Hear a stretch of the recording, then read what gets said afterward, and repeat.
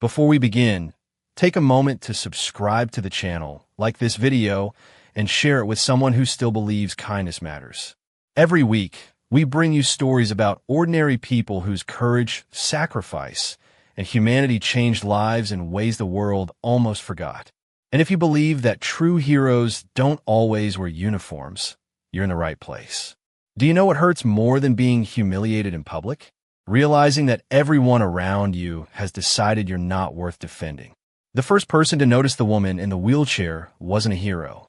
It wasn't a police officer, a veteran, or a community leader. It was one of the gangsters. He spotted her sitting alone near the center of Harbor Square, surrounded by families, tourists, and workers enjoying the warm Saturday afternoon. The woman looked ordinary enough. Early 40s, simple blue jacket, brown hair pulled back neatly, a worn notebook resting quietly in her lap. The kind of person most people would pass without a second glance. Her name was Evelyn Harper. She had arrived 20 minutes earlier, ordered a coffee from a nearby kiosk, and settled into a shaded spot overlooking the harbor. She wasn't bothering anyone. She wasn't asking for help. She simply wanted a peaceful afternoon. But peace has a way of attracting the wrong kind of attention. The three men had already spent the afternoon making everyone uncomfortable. They moved through the square with loud voices and arrogant smiles, feeding off the discomfort they created. Most people avoided eye contact. Most people looked away. It was easier that way. Then one of them noticed that Evelyn wasn't looking away. She wasn't staring at them either. She simply wasn't afraid. That seemed to bother him more than anything. He nudged his friends and pointed toward her. Within seconds, all three were walking in her direction. Conversations nearby began to fade. People noticed what was happening. They just didn't want to be involved. Evelyn saw them coming. Her hands tightened slightly around the notebook, but her expression never changed. Calm, steady, controlled. The first man stopped directly in front of her wheelchair and smiled. It wasn't a friendly smile. It was the smile of someone who enjoyed testing how far he could push another person. Around them, dozens of people watched. Nobody moved. Nobody spoke. And as the crowd silently stepped back to create space, Evelyn realized something she had learned long ago. Sometimes the loneliest place in America isn't an empty road. It's a crowded square full of people who choose not to help. The man crouched slightly so he could look Evelyn directly in the eye. "What is that notebook?" he asked, nodding toward her lap. Evelyn glanced down at the worn cover and offered a faint smile. "Just something old," she said quietly. One of the gangsters laughed. "You hear that? Must be a collection of exciting stories." His friends joined in. The sound carried across the square, drawing even more attention. People slowed their steps. Some stopped completely. Nobody intervened. The gang leader folded his arms and looked at Evelyn's wheelchair. "You come here every week?" he asked. The question sounded harmless, but the tone behind it was not. Evelyn nodded once. "Most Saturdays." "That explains it," he said. "Everybody knows you. Nobody talks to you." A few people nearby lowered their eyes. What made the comment sting was not that it was cruel. It was that there was some truth hidden inside it. Evelyn had lived in Harbor Point for years, yet most residents only knew her as the quiet woman in the wheelchair near the harbor. They did not know where she came from. They did not know what she had survived. They did not know why the notebook never left her side. The men continued talking as though she were invisible. One pulled out his phone. Another pointed toward the notebook again. Evelyn remained calm, but her fingers tightened around the worn cover. She had protected that notebook for more than a decade. Rain had touched it. Fire had touched it. Time had touched it. Yet somehow it remained with her everywhere she went. A young barista from a nearby coffee stand took a hesitant step forward before stopping. An older man sitting on a bench looked up from his newspaper and then looked away. The square was full of witnesses. Not a single one wanted to become part of the story. The gang leader noticed the notebook again and tilted his head. "Now I am curious," he said. "What could possibly be so important in there?" For the first time, a flicker of concern crossed Evelyn's face. It lasted less than a second, but he saw it. And the moment he saw it, his smile grew wider. There's a moment when a person realizes they have revealed exactly where to apply pressure. The gang leader had just found that moment. He pointed at the notebook again, studying Evelyn more carefully now. The calm expression was still there, but the concern he had seen a second earlier had not disappeared completely. That was enough for him. So that is the important thing, he said. Not the wheelchair, not the coffee, the notebook. His friends laughed. One of them stepped closer and tried to guess what was inside. Old letters, secret stories, maybe a diary. The suggestions became louder and more ridiculous, but Evelyn did not respond. She simply kept both hands resting on the cover. Around them, more people had stopped to watch. A couple walking their dog paused near the fountain. A father holding his daughter's hand slowed his pace. Two construction workers across the street glanced over from a food truck. The crowd was growing, yet the silence felt heavier than before. Everyone knew the situation was becoming uncomfortable. Nobody wanted to be the first person to step in. The gang leader noticed that too. He seemed to enjoy it. "Look around," he said. "Not one person here thinks you are worth defending." Several people immediately looked away. Others pretended to check their phones. Evelyn lowered her eyes toward the notebook. The words hit harder than she wanted to admit because they touched an old wound. For years, she had learned to live quietly. She had learned to accept being overlooked. But acceptance did not make loneliness disappear. A cool breeze drifted in from the harbor, lifting a few loose strands of hair across her face. She brushed them aside and took a slow breath. Then she spoke for the first time in several minutes. "Please leave me alone." Her voice was calm, respectful, almost gentle. The request should have ended everything. Instead, it seemed to encourage them. The gang leader smiled again, this time with open confidence. He had mistaken kindness for weakness. And somewhere near the edge of the crowd, a man named Nathan Cole had just stopped walking and turned around after hearing those 4 words. Not everyone in Harbor Square had chosen to stay. A few people had quietly slipped away the moment the situation became uncomfortable. Nathan Cole had been one of them. At least, he had tried to be. He had finished picking up supplies for a construction project 2 blocks away and was already halfway to his truck when he heard Evelyn's voice drift across the square. "Please leave me alone." For simple words. Respectful. Calm. Reasonable. Nathan stopped walking. Something about the way she said them reminded him of someone he had not thought about in years. His younger sister had spoken the same way. Never demanding. Never causing trouble. Always hoping kindness would be enough. It rarely was. Nathan turned and looked back toward the crowd. From a distance, he could see people watching. Some stood with folded arms. Others pretended not to notice while continuing to listen. Nobody was helping. The sight tightened something inside his chest. Back in the square, the gang leader seemed encouraged by the silence surrounding him. He spread his arms and addressed the crowd as if performing for an audience. "See," he said, "nobody disagrees with me." A few uncomfortable laughs slipped out from somewhere in the back. Evelyn remained still. Her eyes stayed fixed on the notebook resting in her lap. The gang leader noticed. Again, his attention returned to that worn cover. Whatever story it held, he had become determined to uncover it.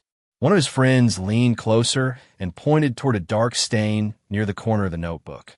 "That thing looks ancient," he said. "You carrying around a museum exhibit?" More laughter followed. Evelyn said nothing, but Nathan noticed something nobody else did. The way her hand rested protectively across the cover.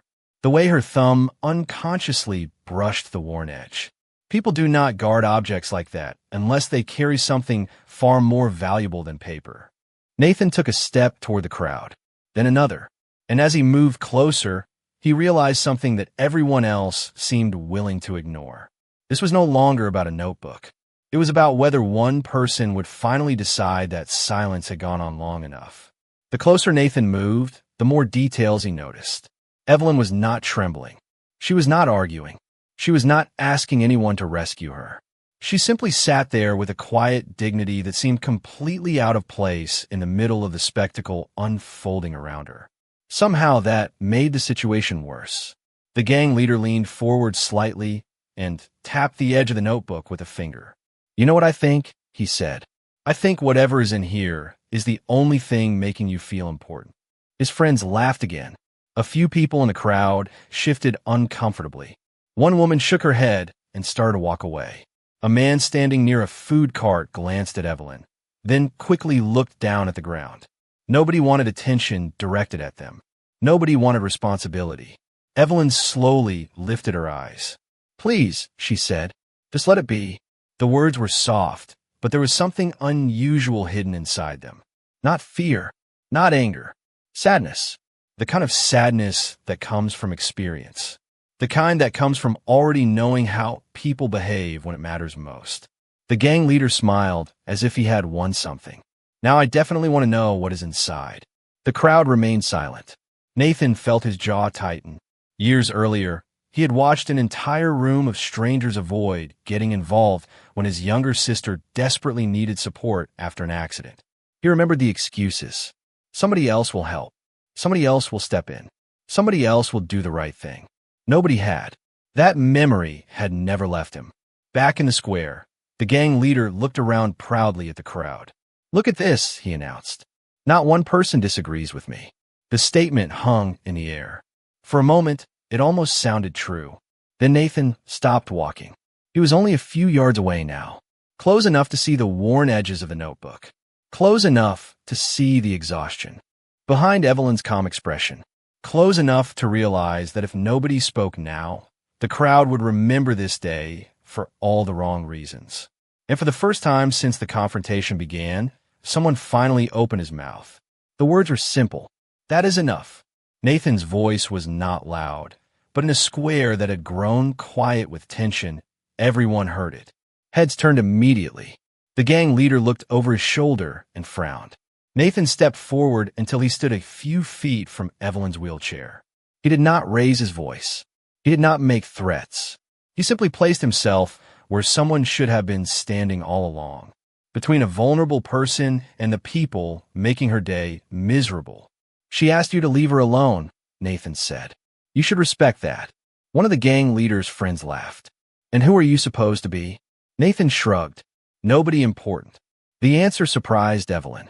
Most people who finally intervened in situations like this usually wanted attention. Nathan seemed to want the exact opposite. The gang leader studied him carefully.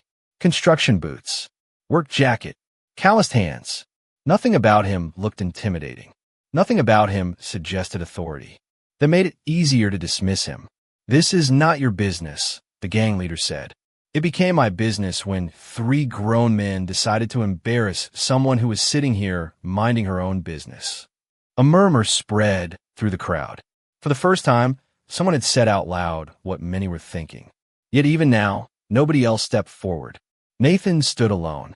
The gang leader smiled coldly. "You think you are some kind of hero?" Nathan glanced at Evelyn before answering. "No, I think I'm a person. There is a difference." The remark landed harder than anyone expected.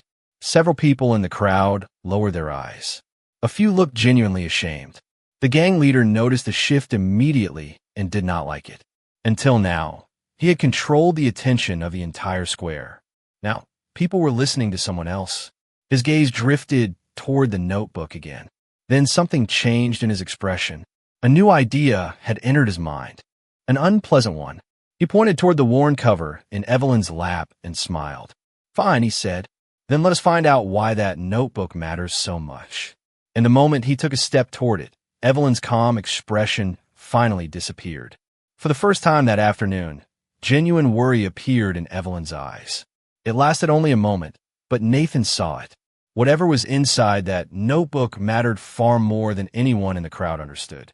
Nathan stepped sideways, placing himself between the gang leader and Evelyn. "Leave it alone," he said. The gang leader laughed. "Why? It is just an old notebook." Nathan looked directly at him. "Then you should have no reason to care about it." A few people nearby exchanged glances. The answer made sense, and the gang leader knew it. That was what bothered him. Every minute Nathan remained standing there, the attention shifted further away from the men who had been controlling the scene. The crowd was changing. People were no longer watching Evelyn. They were watching the choices being made around her. The gang leader folded his arms and forced a smile. "You know what I think?" he said. "I think both of you are acting like there is something special about that thing." Evelyn lowered her gaze toward the worn cover. Years of memories rested inside those pages. Names, notes, Small reminders of moments that had shaped her life. Things most people would consider ordinary. Things she could never replace. The harbor breeze swept across the square again. One loose page peeked from between the covers before she carefully pushed it back inside. An older woman, standing near the fountain, suddenly narrowed her eyes. She had been watching quietly for several minutes. Something about the notebook seemed familiar. She could not explain why. Not yet. Meanwhile, Nathan noticed the crowd growing larger. More people had stopped. More people were listening. The silence no longer felt passive. It felt uncertain, as though the square itself was beginning to question what it had allowed to happen. The gang leader sensed it too. His confidence remained, but it was no longer effortless. He needed control back. Fust, and his eyes landed on a small dark mark near the corner of the notebook's cover. A burn mark. Old. Distinctive. The older woman's expression changed instantly. Her face turned pale, and under her breath, barely loud enough for anyone to hear, she whispered, "That cannot be possible." The words were so quiet that almost nobody heard them. Almost nobody except Nathan. He glanced toward the older woman near the fountain and saw the color drain from her face. She was staring at the notebook as if she had seen a ghost. The gang leader noticed her reaction too. "Well, this is getting interesting," he said with a grin. "Looks like somebody recognizes the famous notebook." His friends laughed, but the sound felt weaker now. Something in the atmosphere had changed.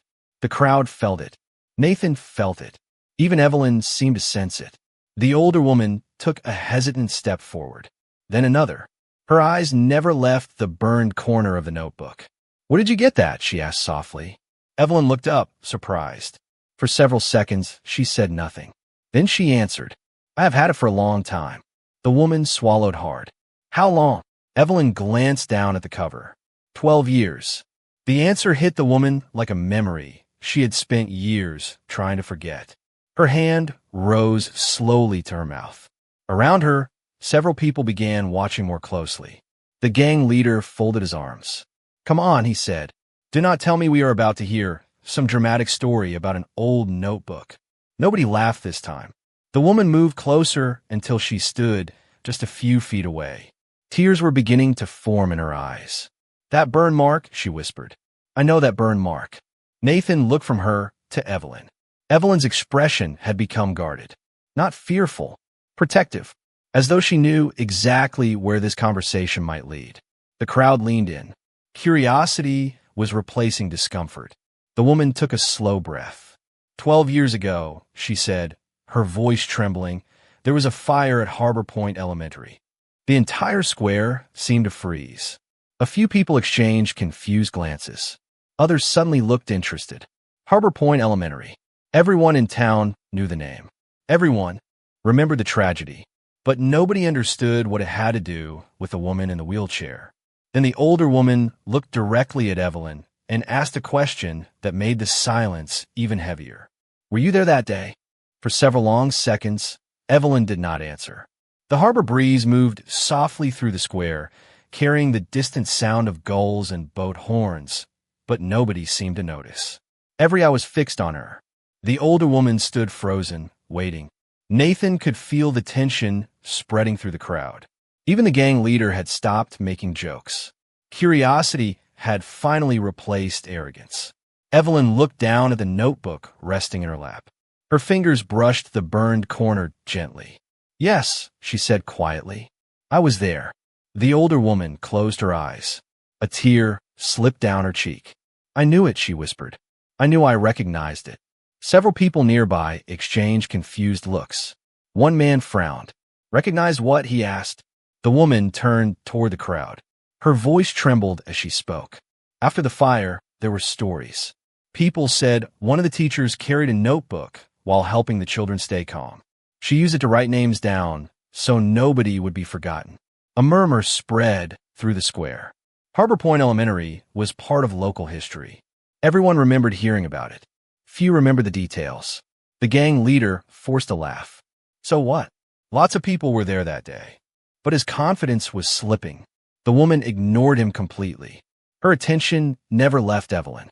"My daughter was in that school," she said. "3rd grade." Her voice cracked. She came home carrying a page torn from a notebook. She kept it for years. The crowd grew even quieter. Nathan looked at Evelyn. Suddenly, the notebook seemed far more important than anyone had imagined. The older woman stepped closer. I never got the chance to thank the person who helped my little girl that day. Evelyn lowered her eyes again. The emotion in the woman's voice was becoming difficult to hide. Around the square, more people were listening now. More people were remembering. And standing near the back of the crowd, an elderly man suddenly stared at Evelyn with growing disbelief before quietly saying, "Wait a minute. I think I know who she is." The elderly man pushed his way carefully through the crowd, never taking his eyes off Evelyn. He looked to be in his 70s, dressed in a faded Harbor Point volunteer jacket that had clearly seen many years of service. When he finally reached the front, his expression was somewhere between disbelief and recognition. "No," he said softly. "It cannot be." Evelyn immediately recognized him. Her shoulders lowered slightly. "Mr. Donnelly," she said. The man's eyes widened. Hearing his name seemed to confirm what he already suspected. A ripple moved through the crowd. The gang leader looked increasingly frustrated. Every minute, the conversation drifted further away from him. "Somebody want to explain what is going on?" he demanded. Mr. Donnelly ignored him completely. He looked at the notebook, then at Evelyn, then at the wheelchair. 12 years, he whispered. 12 years, and I never realized you still lived here." Nathan noticed several people exchanging confused glances. They clearly expected answers. So did he. The older woman near the fountain stepped closer. "You know her?" she asked. Mr. Donnelly nodded slowly. "Know her?" He shook his head in amazement. "I was on the school board when the fire happened." The crowd fell silent again. Even people standing at the far edges leaned closer. Harbor Point Elementary was not just a memory. It was one of the defining events in the town's history. Mr. Donnelly looked toward the people gathered around him. "Most of you only remember the headlines," he said. "Most of you remember the building." His voice grew heavier. "I remember the woman who refused to leave while children were still inside." A shocked murmur spread through the square. The gang leader's confident smile finally disappeared. Nathan glanced at Evelyn. She looked uncomfortable, almost as though she wished the attention would stop. That reaction told him more than any speech could. People who spend years seeking praise usually welcome recognition. Evelyn looked like someone who had spent years avoiding it. Then Mr. Donnelly pointed gently toward the notebook. "That book contains the names," he said. "The names of every child she made sure came home that day." And suddenly dozens of faces in the crowd began changing all at once. The effect was immediate. People who had been standing quietly in the crowd suddenly began looking at Evelyn differently. Not with pity, not with curiosity, with recognition. A man near the coffee stand slowly raised his hand. "My nephew went there," he said. "He was one of the kids who got out." Another voice came from farther back. "My sister was in that school too." Then another, and another. Harbor Point was not a large town. Over 12 years, the story had faded into the background, but the lives touched by it had never disappeared. Nathan watched as faces changed all around him. People who had arrived as spectators were becoming witnesses. The older woman wiped tears from her eyes. "My daughter still talks about the teacher who stayed with them," she said softly. She said there was a woman writing names in a notebook, making sure nobody felt forgotten. Evelyn looked down, clearly uncomfortable with the attention. "There were a lot of people helping that day," she said. Mr. Donnelly shook his head. "Maybe, but there was only one person who refused to leave until every child was accounted for." The crowd grew even quieter. The gang leader glanced around uneasily. For the first time all afternoon, nobody was paying attention to him. The story had moved beyond him completely. Nathan noticed it too. The same people who had remained silent earlier were now stepping closer. Not because they suddenly became brave, but because the truth was finally becoming impossible to ignore. Then a young woman pushed through the crowd, holding her phone. She stared at Evelyn for several seconds before turning the screen toward everyone nearby. "I found it," she said. "The article from 12 years ago." People leaned closer. An old photograph filled the screen. The image was grainy, but the face was unmistakable. A younger Evelyn stood beside emergency responders, holding the very same notebook. Gasps spread through the square. The proof was right there. And just when it seemed the story could not grow any larger, a police cruiser pulled up near the harbor entrance, followed moments later by a Blacktown vehicle carrying someone who knew the full truth. The vehicle came to a stop beside the square, and a familiar figure stepped out. Mayor Rebecca Whitmore rarely appeared anywhere without notice. Yet the moment people recognized her, the crowd parted instinctively. She walked forward with purpose, accompanied by a police officer who seemed more interested in observing than intervening. By now, there was no conflict left to manage. Something far more important was happening. The mayor's eyes immediately found Evelyn. For a brief moment, her professional composure disappeared. She looked stunned. Then she smiled sadly. "Evelyn," she said, "I wondered if you would ever let anyone tell the truth." A wave of confusion moved through the crowd. Nathan glanced at Evelyn, who seemed almost embarrassed by the attention. The mayor stepped closer and gently looked at the notebook resting in her lap. "You still carry it?" Evelyn nodded. "Every day." The mayor turned toward the people gathered around them. "Most of you know about the fire," she said. "What many of you do not know is that the official reports never told the whole story." The square became completely silent. Even the gang leader stood motionless now. The mayor continued. "When emergency crews arrived, they found every child accounted for. Every single one. They later discovered that one person had been keeping track of every student, every classroom, and every missing name." She pointed softly toward the notebook. That notebook became the reason rescuers knew exactly who still needed help and who had already made out. Several people covered their mouths in disbelief. The mayor's voice grew quieter. What the town never fully understood was the cost.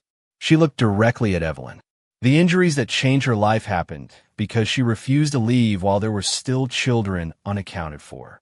Tears appeared in more than one set of eyes. Nathan felt a lump rise in his throat. Around him, people were no longer seeing a woman in a wheelchair. They were seeing sacrifice. They were seeing courage. And as the truth settled over Harbor Square, something remarkable began happening. The same crowd that had once stood silently and watched was finally beginning to stand for her. For several seconds, nobody spoke. The entire square seemed suspended in a moment that felt larger than any one person standing there.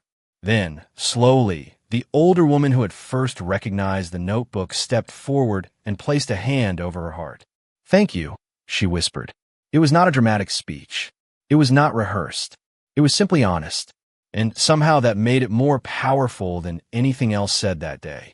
Others began stepping forward too. Parents, grandparents, former students, people who had spent years carrying pieces of a story without ever knowing the woman behind it. One by one, they offered quiet words of gratitude. Some shook Evelyn's hand. Some simply stood beside her. A few could not hold back their tears. Nathan watched it happen and realized that Harbor Point was witnessing something rare. Not recognition, redemption. The town was correcting a mistake it had made for 12 years. The gang leader looked around and finally understood what had happened. The crowd that had once followed his lead no longer cared what he thought. The attention he had wanted so badly now belonged entirely to the woman he had dismissed. Even the police officer standing near the mayor was watching Evelyn with respect. The gang leader lowered his eyes and stepped back into the crowd, suddenly eager to disappear. Nobody stopped him. Nobody needed to. His humiliation came from the truth itself. Mayor Whitmore smiled gently at Evelyn. "The town owes you more than it can ever repay." Evelyn shook her head. The children were worth it. The answer broke whatever composure remained in the crowd. Applause began somewhere near the fountain. Then another person joined. Then another. Within seconds, the entire square was on its feet. Nathan glanced at Evelyn. For the first time all afternoon, she smiled without sadness behind it. A genuine smile. The kind that comes when a burden carried for years finally becomes lighter. As the applause echoed across the harbor, Nathan quietly moved beside her wheelchair. "Ready to go?" he asked. Evelyn nodded. Together they began moving through the crowd, while people stepped aside with admiration rather than indifference.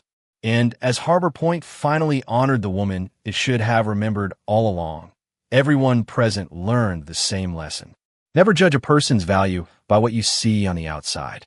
Sometimes the quietest person in the crowd is carrying the greatest story. If Evelyn Harper's story touched your heart, please subscribe to the channel, like this video, and share it so more people can discover stories like hers. Every subscription helps us continue telling the stories of forgotten heroes whose sacrifices deserve to be remembered. And remember the lesson Harbor Point learned that day. Never judge a person's value by what you see on the outside. Sometimes the quietest person in the crowd is carrying the greatest story.